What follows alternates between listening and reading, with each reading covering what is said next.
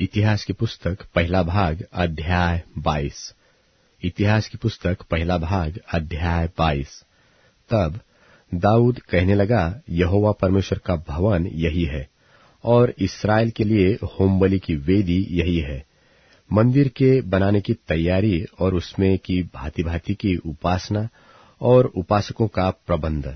तब दाऊद ने इस्राएल के देश में जो परदेशी थे उनको इकट्ठा करने की आज्ञा दी और परमेश्वर का भवन बनाने को पत्थर गढ़ने के लिए राज ठहरा दिया।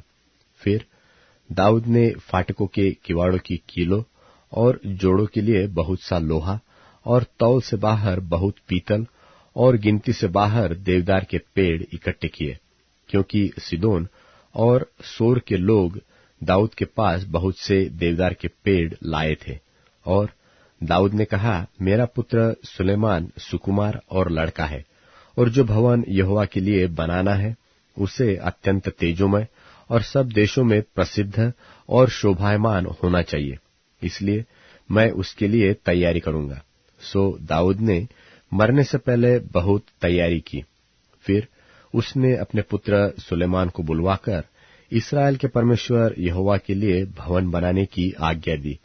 दाऊद ने अपने पुत्र सुलेमान से कहा, मेरी मनसा तो थी कि अपने परमेश्वर यहोवा के नाम का एक भवन बनाओ, परंतु यहोवा का यह वचन मेरे पास पहुंचा कि तूने लोहू बहुत बहाया और बड़े बड़े युद्ध किए हैं, सो तू मेरे नाम का भवन न बनाने पाएगा, क्योंकि तूने भूमि पर मेरी दृष्टि में बहुत लोहू बहाया है। देख, तुझसे एक पुत्र उत्पन्न होगा जो शांत पुरुष होगा, और मैं उसको चारों ओर के शत्रुओं से शांति दूंगा। उसका नाम तो सुलेमान होगा, और उसके दिनों में मैं इस्राएल को शांति और चैन दूंगा। वही मेरे नाम का भवन बनाएगा, और वही मेरा पुत्र ठहरेगा, और मैं उसका पिता ठहरूंगा, और उसकी राजगद्दी को मैं इस्राएल के ऊपर सदा के लिए स्थिर रखूंगा। अब हे मेरे पुत्र, यहोवा तेरे संग रहे, और तू कृतार्थ होकर उस वचन के अनुसार जो तेरे परमेश्वर यहोवा ने तेरे विषय कहा है उसका भवन बनाना। अब यहोवा तुझे बुद्धि और समझ दे और इस्राएल का अधिकारी ठहरा दे, और तू अपने परमेश्वर यहोवा की व्यवस्था को मानता रहे। तू तब ही कृतार्थ होगा जब उन विधियों और नियमों पर चलने की चौकसी करेगा, जिनकी आज्ञा यहोवा ने इस्राएल के लिए मूसा को दी थी। हियाव बांध और दृढ़ हो, मत डर, और तेरा मन कच्चा न हो।